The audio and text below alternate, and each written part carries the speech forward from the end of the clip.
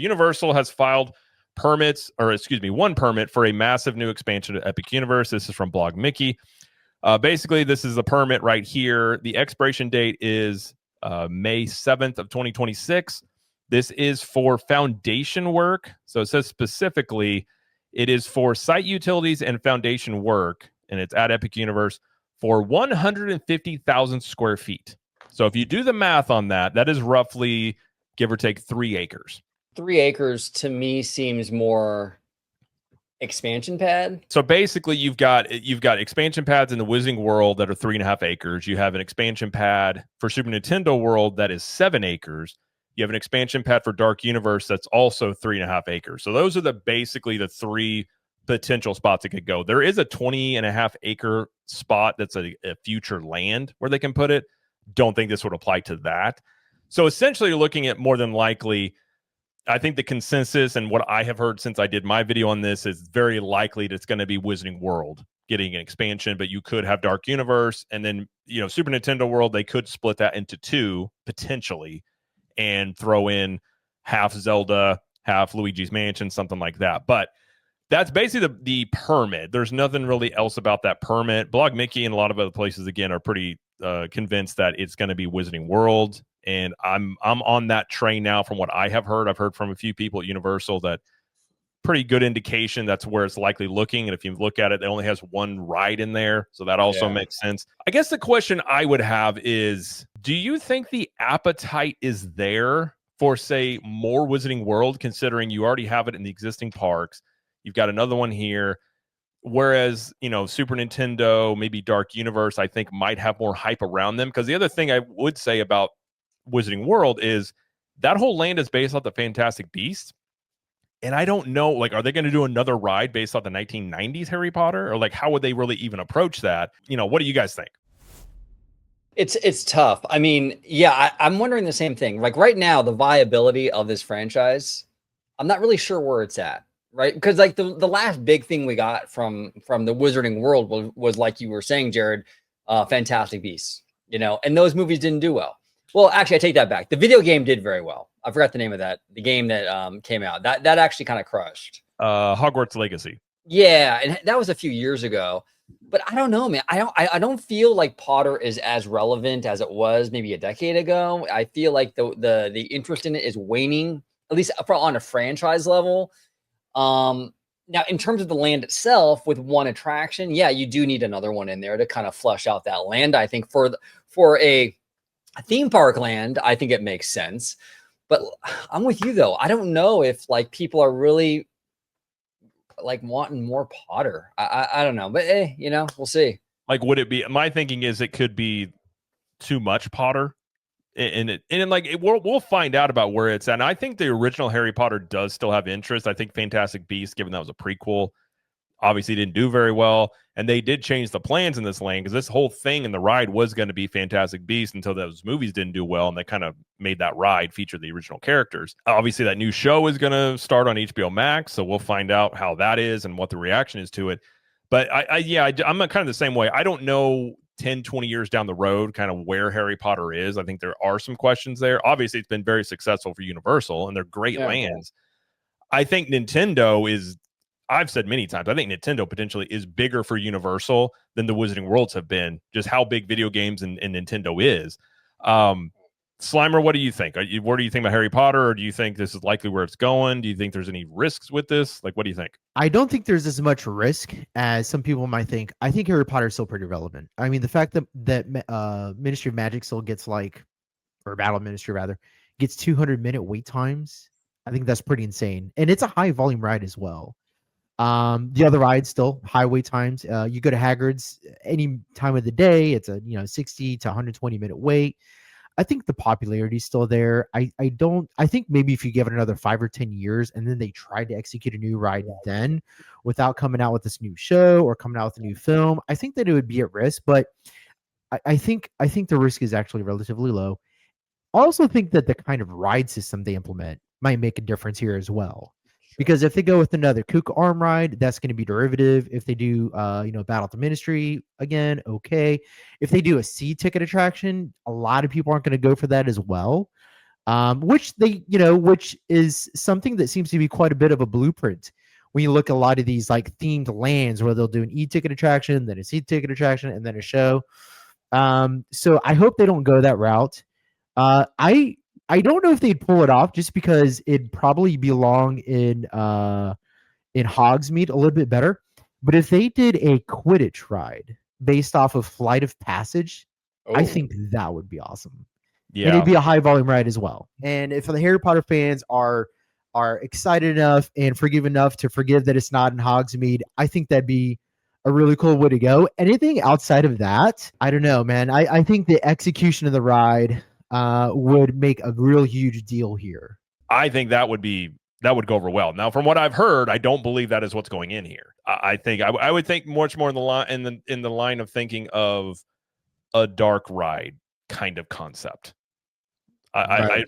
I can't really say too much more, but that's kind of what I'm getting the idea of. So I would love that, but I don't believe, at least at this point, what I've heard, that that's what this is going to be. I guess I should clarify. I don't mean Harry Potter doesn't have relevance now. I just have questions in the next 10, 20 years if there's not some sort of revitalization of it. Maybe this show does that or something along those lines. But, is it going to have the staying power that Star Wars had without new stuff coming out? I'm not saying, like, I agree with Slimer. I think doing it now isn't necessarily a bad move. It's just I do have questions about the way that land is set up to how would they theme it. Now, obviously, if you look at Epic Universe, first off, this park needs more stuff to do. So this is a very welcome thing to hear. And it needs more indoor stuff to do. So I'm going to assume, and from what I've heard, this will be an indoor attraction. It needs to be something that is a people eater. It needs to just have a huge capacity to be able to move more people through it, especially in that land with as much interest as you have as Battle of the Ministry. So I think it's a good question you have, Slimer, because I think a lot of the rides people love are these classic dark rides. Yeah. But I feel like if today a lot like Disney or Universal came out with a ride that is beloved as a brand new thing, they'd be like, oh, this is too simple. I don't like it. Like everybody has these expectations of these like super immersive Battle of the Ministry type of rides. But on some level, you do need these B and C level rides that just have a lot of demand that move people through them. And so I do wonder which direction they go. And like, you're going to have more stuff in this park on some level as they fill out more attractions. Like not everything's going to be this headlining thing. So I do wonder, given 3 acres, and we're looking at the spot here. I mean, this is the expansion pad for Battle or for the Ministry of Magic. I mean, Battle of the Ministry is right here. So you've got plenty of space here.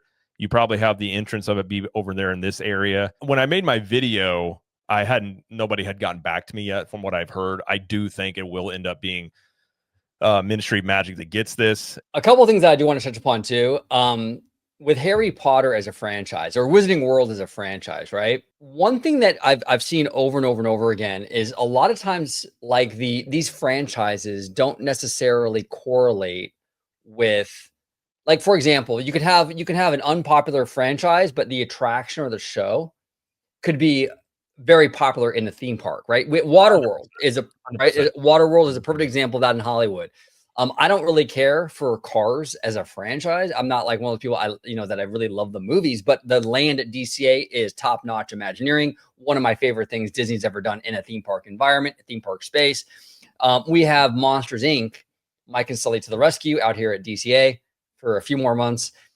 That's one of Pixar's most popular brands or franchises, but the attraction doesn't really, it's not that popular. So even if, let's say, hypothetically, Wizarding World as a franchise falls off, Universal would probably still enjoy the lands and the attractions being very popular because I do see growing evidence there is a separation here with some of this stuff. You know what I'm saying? So we'll see. I agree with you. They're talking about like even Avatar. I don't care about Avatar. I love Pandora. Pandora is, I think it is the best of the newer lands Disney has done. So you can have like, even if an IP is maybe not the most relevant, if the ride is great, it can definitely overcome an IP for sure, and vice versa, like you were saying. So I don't think they're there with Harry Potter to be a worry. My whole thing was just thinking, I think there would just be more demand, and some people even said when they were building Epic Universe, like another Wizarding World. Like you already have 2 of them. You've got one in Hollywood. Whereas I do think there's a lot of interest in, say, Zelda or some other addition to Super Nintendo World, being how popular Nintendo is in video games and etc., which I'm sure they'll do. Even if this is the first one they do, I don't think this is the last of the announcements that we've heard from basically what they're going to expand into Epic Universe. Like I've been saying for months, they're going to announce stuff soon. And kind of people thought I was crazy because all I was hearing from people at Universal was like, oh, it's coming. And I'm like, well, I thought you would have announced it last month. And like, don't worry, it's coming. So like, I think we're going to see a slew of these things. I shouldn't say announcements, permits, because Universal doesn't really announce these things. You just have permits. And it goes into as well. Like I think, as I've been saying for a long time, Universal is like pedal to the metal. Just this next decade, they're just going to go at like breakneck speed. Also because the other side of their business isn't doing great, and they're wanting to definitely get more money out of the theme parks. And the only way you're going to do that is to create more attractions. No, you're 100%, Jared. And the other thing too is we've all been in this community a really long time, and there was a huge lead up to Epic Universe and how worried or not worried Disney should be for Epic Universe, right? And I think all three of us had a very grounded kind of perspective on that, where it's like, okay, I think Disney needs to address it, but it's not going to be the end of the Walt Disney Company, or it's not going to knock Disney back, whatever. I am telling you right now, though, if Comcast is able to acquire Warner Brothers, that is something that will very much worry Disney, and it should. Oh yeah. Because that impacts them on multiple fronts. Number one, they will have the biggest streaming service with the HBO Max and the Peacock. I mean, that would help their streaming service, their IP library, the theme park. But I'm telling you, that would be something that Disney would be very nervous about, and they absolutely should. If they are able to hit that cadence, which they have said before, where they want a new attraction every year open, if you look at these announcements or what's coming, you got Rip Ride Rocket, with that one is going to come online the earliest. Lost Continent, maybe this one. They may be in the midst of kind of hitting that cadence where the next year we have a new attraction opening every single year. And if they hit that cadence, that is going to be very tough to compete with. No, 100%, Jared. And then and Universal has shown an interest in California, Hollywood, a lot more now than ever, really. I mean, they're bullish on Hollywood now too. So that's part of the equation. Yeah, it's going to be tough. And Disney, you know, their construction timelines.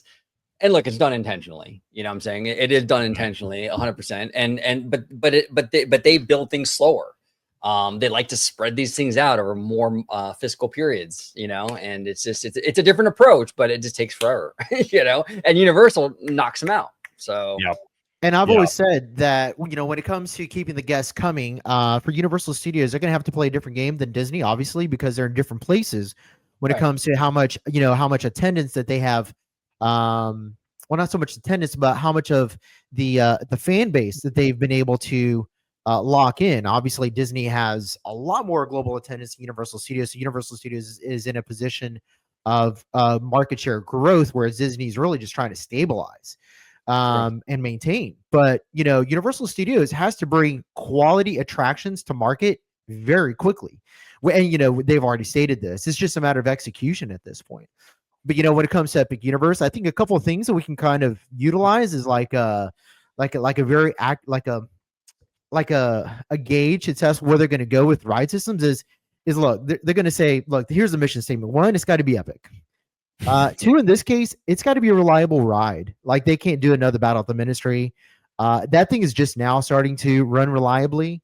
And it's, you know, this park's been open for 6-7 months now. And then three, it's got to be something they can bring to market expediently. So, you know, 1 year, 2 years, and it's up and running with maybe a 6-month turnaround time in reliability from opening day. And that's going to be the strategy moving forward. It's got to be epic. It's got to be expedient, and it's got to be something that we can open in 1 to 2 years.